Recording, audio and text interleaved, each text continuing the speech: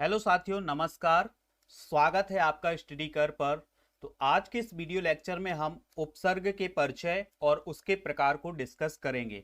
यह सामान्य हिंदी की लगातार सीरीज चल रही है। इसके पहले के अगर आपने वीडियो लेक्चर नहीं देखे हैं तो उनको जाकर के आप हमारे चैनल पर स्टडी कर पर विजिट करें और वहाँ पर जो हिंदी की प्लेलिस्ट है वहाँ पर जाकर के 4 वीडियो लेक्चर जरूर देखें। वो आपकी परीक्षा में बहुत हेल्प करेंगे। तो इस वीडियो लेक्चर के साथ भी आप अंत तक बने रहें। तो चलिए देखते हैं आप अ, उपसर्ग का परिचय और उसके प्रकार।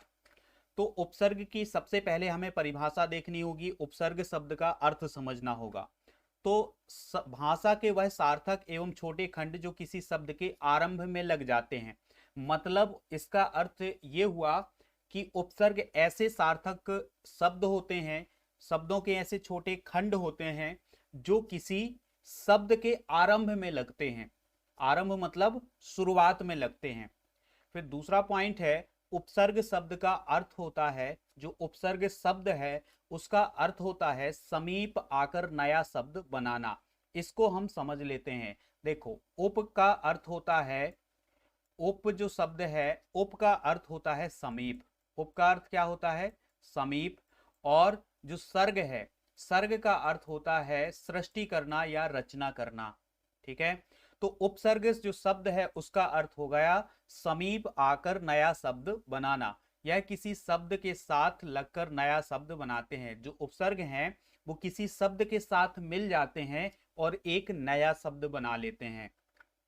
उपसर्ग लगने के बाद शब्द का अर्थ बदल जाता है। मतलब अगर किसी शब्द में उपसर्ग लग जाता है तो उसका अर्थ भी बदल जाता है। ये भी इंपॉर्टेंट फैक्ट होगा कि अगर किसी शब्द में उपसर्ग लगा हुआ है तो उसका अर्थ भी बदल जाएगा। जैसे हम उदाहरण के तौर पर देखें तो उदाहरण के तौर पर है आ, फिर धन है, फिर भाव है और फिर इससे नया शब्द बना, क्या बना?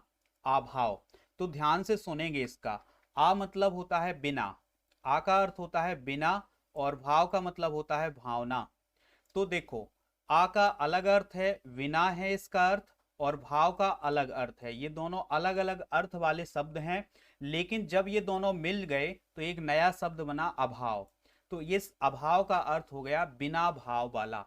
तो ऐसे शब्दों का जब निर्माण होता है, वो किसके लगने से, किसके प्रारंभ में लगने से ऐसे शब्दों का निर्माण होता है? उपसर्ग के प्रारंभ में। मतलब कोई शब्द जो है, कोई शब्दांश है, वो किसी शब्द के साथ जुड़ जाए और उसका नया अर्थ बना दे तो वो क्या कहलाते हैं? उपसर्ग कहलाते हैं। अब उपसर्ग के भेद देखते हैं। तो उपसर्ग के भेद हमने 5 भागों में बांटा है। उपसर्ग के भेद को, मतलब उपसर्ग के जो प्रकार हैं वो 5 प्रकार के होते हैं। संस्कृत के उपसर्ग, हिंदी के उपसर्ग, उर्दू और फारसी के उपसर्ग, अंग्रेजी के उपसर्ग और उपसर्ग की तरह प्रयुक्त होने वाले संस्कृत के अव्यय। तो देखो, यहां पर प्रश्न, इंपॉर्टेंट प्रश्न ये बनता है कि संस्कृत के कुल कितने उपसर्ग होते हैं? तो कितने उपसर्ग होते हैं? 22। हिंदी के उपसर्गों की संख्या कितनी है? 13। और उर्दू और फारसी के उपसर्गों की संख्या कितनी है? 19। और अंग्रेजी के कुछ उपसर्ग लिए गए हैं। इसके अलावा उपसर्ग की तरह प्रयुक्त होने वाले संस्कृत के अव्यय कौन है, ये भी हम इसमें डिस्कस करेंगे। तो प्रश्न यहां से बनता है, संख्या पूछी जाती है कि संस्कृत हिंदी में संस्कृत के उपसर्गों की संख्या कितनी है? तो 22 है। हिंदी के उपसर्ग कितने हैं? 13 हैं। और उर्दू और फारसी के उपसर्ग कितने हैं? 19 उपसर्ग हैं। तो साथियों, अगर आपने अभी तक वीडियो को लाइक नहीं किया तो लाइक जरूर करें। अब हम देखते हैं संस्कृत के उपसर्ग। तो कुछ संस्कृत के उपसर्ग दिए गए हैं, इनके हम अर्थ को समझेंगे। देखो, पहला है अति। तो अति का अर्थ होता है अधिक या परे। अति का अर्थ क्या होता है? अधिक या परे। तो इस अति के शब्द जहां भी जुड़ेगा, ये अति शब्द जो है वो जहां भी जुड़ेगा उसका अर्थ अधिक से जरूर लगेगा। जैसे ये शब्द जुड़ा हुआ है, जैसे अत्यंत, ये इसका उदाहरण होगा। तो ऐसे प्रश्न पूछे जाएंगे। प्रश्न देख लेते हैं कैसे पूछा जाएगा कि अत्यंत शब्द में कौन सा उपसर्ग है। तो वो अत्यंत शब्द में कौन सा उपसर्ग है, तो यहां पर आपको समझना होगा कि कौन सा उपसर्ग है। तो कैसे बनेगा? अति धन, अति धन अंत। ठीक है, अति धन अंत, इस प्रकार से इसका विच्छेद करेंगे हम। तो अत्यंत शब्द जो है वो ऐसे बना है, अति धन अंत। तो इसमें अति जो है ये क्या है, उपसर्ग है, और अंत इसका मूल शब्द है। तो साथियों ये बात आपको समझ में आ गई होगी। फिर है इसके बाद अधि, तो अधि का अर्थ होता है मुख्य या श्रेष्ठ, ठीक है। अनु जो है, अनु का अर्थ होता है पीछे या समान। अप जो है, अप का अर्थ होता है विपरीत या बुरा, जैसे अपव्यय, अपकर्ष, अपसगुन, अपेक्षा। ऐसे शब्द हम अपनी हिंदी में बहुत उपयोग करते हैं। तो इन्हीं शब्दों में जुड़े रहते हैं क्या, उपसर्ग। फिर अभी है, अभी का अर्थ होता है पास या सामने। अब का अर्थ होता है बुरा या हीन।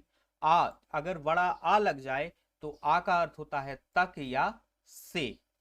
उत जो है, उत का अर्थ होता है ऊपर या श्रेष्ठ, जैसे उज्जवल। ये शब्द बहुत बार पूछा गया है कि उज्जवल में कौन सा उपसर्ग होगा। तो ये उज्जवल में कौन सा उपसर्ग होगा, तो उपसर्ग होगा उसमें उत उपसर्ग होगा। फिर है उप, उप का अर्थ होता है समीप।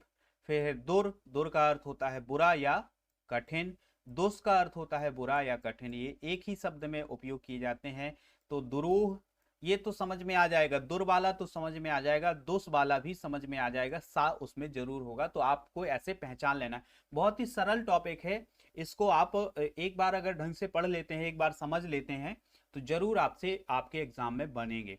फिर है इसके बाद और भी हैं कुछ संस्कृत के उपसर्ग, तो देखते हैं कौन कौन से हैं। जैसे नी है, तो नी का अर्थ होता है बिना और या विशेष। तो जैसे शब्द बना है न्यून, तो नी उपसर्ग जुड़ा होगा न्यून में। न्याय, न्यास, निकर, निषेध या निषिद्ध, ठीक है। तो ये शब्द जो हैं ये इसमें बिना शब्द भी जुड़ा होगा। इसका जब अर्थ निकालेंगे तो इसका अर्थ मतलब क्या होगा, बिना शब्द भी उसमें निकलेगा।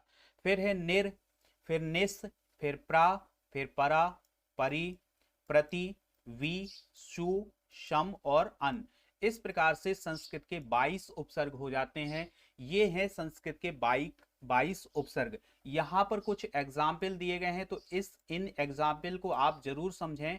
इन एग्जाम्पल को हम ऐसे एग्जाम्पल जो हैं वो हम अपनी परीक्षा में जरूर देखेंगे। तो यही पूछे जाते हैं और हमने उन्हीं एग्जाम्पल को लिया है जो कहीं ना कहीं आपकी परीक्षा में पूछे गए हैं। तो अब हम देखते हैं हिंदी के उपसर्गों की संख्या हमने देखी थी। हिंदी के जो उपसर्ग थे वो थे 13। तो 13 उपसर्ग कौन कौन से हैं वो देख लेते हैं। जैसे अन, अन का अर्थ होता है विशेष निषेध अर्थ में, मतलब मनाही करने, कहीं पर मना करने के लिए, निषेध के अर्थ में होता है इसका। फिर है अध, अध का मतलब होता है आधे के अर्थ में, जैसे अध जला मतलब आधा जला हुआ। अध खिला मतलब आधा खिला हुआ। उन का मतलब होता है एक कम, जैसे 29, 49, 59। तो इसमें क्या होता है, एक कम। 29 का मतलब, उन का मतलब होता है एक कम, और 30 का मतलब 30, तो 30 से एक कम।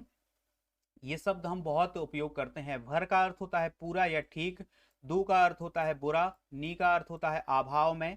और आ जो है, आ का अर्थ भी अभाव में होता है, जैसे अछूता, अथाय, अटल। फिर का अर्थ भी होता है बुरा, जैसे कपूत, कचोट। और कु का अर्थ भी बुरा होता है। तो इस प्रकार से आओ, भर, सु, पर, विन, ये क्या हो जाते हैं, हिंदी के उपसर्ग हो जाते हैं। और इनकी संख्या कुल कितनी है, 13 है। ये इंपॉर्टेंट फैक्ट है। फिर हम देखते हैं उर्दू और फारसी के उपसर्ग। तो उर्दू और फारसी जो है उसके भी उपसर्ग जो है कुछ लिए गए हैं। तो ये इंपॉर्टेंट फैक्ट नोट करें आप। ला का अर्थ होता है बिना। ये जो है इनके अर्थ हमें समझने होंगे, ये पूछे जाते हैं आपके एग्जाम में। ला का अर्थ क्या होता है, बिना, जैसे लाचार, लाजवाब, ठीक है, लापरवाह, लापता।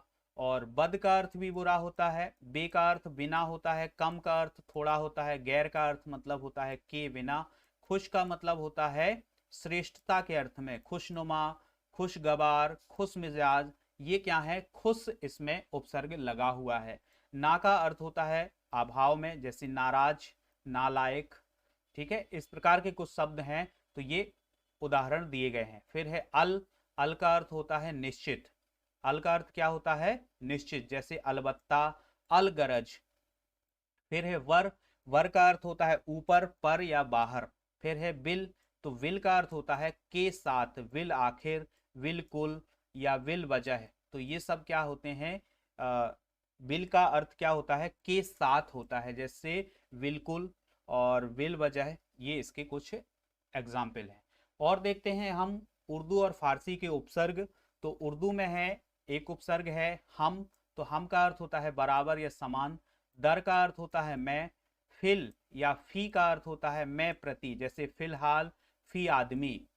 ठीक है, तो ये एग्जाम्पल हैं, ऐसे एग्जाम्पल लिए गए हैं इसमें जो कहीं ना कहीं आपकी एग्जाम में पूछे गए हैं, तो इनको जरूर नोट करना है, इनको जरूर आपको पढ़ना है। फिर है बा, बा का अर्थ होता है और या अनुसार। फिर बड़ा वा जो होता है उसका अर्थ होता है शहीद। सर का अर्थ होता है मुख्य, जैसे सरताज, सरदार, सरपंच, सरकार। ठीक है, तो ये क्या है, ये उर्दू फारसी का, जैसे सरकार जो है इसमें सर उपसर्ग लगा हुआ है। बिला, बिला का अर्थ होता है बिना, और हर का अर्थ होता है प्रत्येक। ठीक है, तो इस प्रकार से उर्दू और फारसी के भी कुछ उपसर्ग हैं। अब हम देखते हैं अंग्रेजी के उपसर्ग। अंग्रेजी के उपसर्ग में हम बात करें सब, सब का अर्थ होता है अधीन, जैसे सब जज, सब कमेटी, सब इंस्पेक्टर।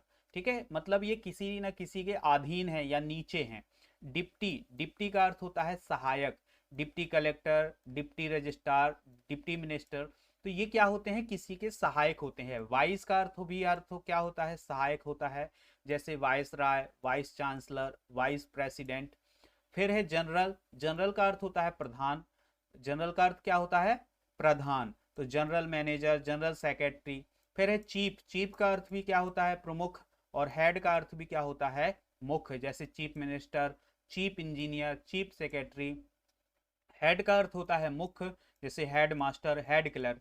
तो ये क्या है, कुछ अंग्रेजी के उपसर्ग हैं, बहुत ही इंपॉर्टेंट है, ये पूछे जा सकते हैं। वैसे ये समझ में आ जाते हैं, अंग्रेजी के जो उपसर्ग होते हैं ये परीक्षाओं में कम पूछे जाते हैं, इनका महत्व कम है। ज़्यादा जो पूछे जाते हैं वो पूछे जाते हैं संस्कृत के उपसर्ग।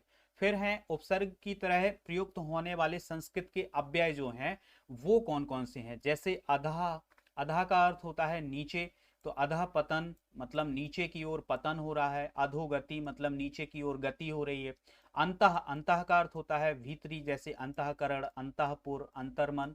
अंतर्देशीय, तो अंतः शब्द जुड़ा हुआ है, अंतः उपसर्ग जुड़ा हुआ है। फिर आ का अर्थ होता है अभाव, जैसे अशोक मतलब शोक के अभाव में। फिर चिर, बहुत देर। पुनर् मतलब होता है फिर। बहिर का मतलब होता है बाहर। सत का अर्थ होता है सच्चा। पुरा का अर्थ होता है पुरातन। सम का अर्थ होता है समान, और सह का अर्थ होता है साथ। और फिर बात करें अन की, तो अन का मतलब होता है अभाव या निषेध। तो ये कुछ एग्जाम्पल हैं, ये एग्जाम्पल जरूर आप इनको नोट करें। फिर हम देखते हैं दो उपसर्गों से निर्मित शब्दों को, मतलब हम ऐसे शब्दों को देखते हैं जिनका निर्माण दो उपसर्गों से हुआ है, मतलब दो उपसर्ग जुड़े हुए हैं। तो यहां पर कुछ उदाहरण देख लेते हैं।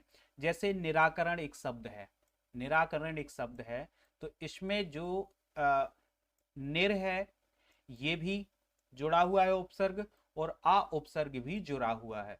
तो इस प्रकार से क्या हो जाएगा, ये एक नया शब्द बना निराकरण। तो ऐसे कुछ शब्द होते हैं जो दो उपसर्गों से निर्मित होते हैं। जैसे और भी कुछ उदाहरण दिए गए हैं, प्रति, उपकार, प्रत्युपकार, और फिर हो जाएगा सुसंस्कृत, अनाहार, समाचार, जैसे समाचार में सम, धन आ, धन चार। तो इस प्रकार समाचार शब्द बनता है। अनासक्ति हो गया, असुरक्षित हो गया, और फिर है समालोचन हो गया, सुसंगठित हो गया, और फिर हो गया अनियंत्रित, फिर अत्याचार। तो इस प्रकार से कुछ शब्द ऐसे होते हैं जो दो उपसर्गों से निर्मित होते हैं।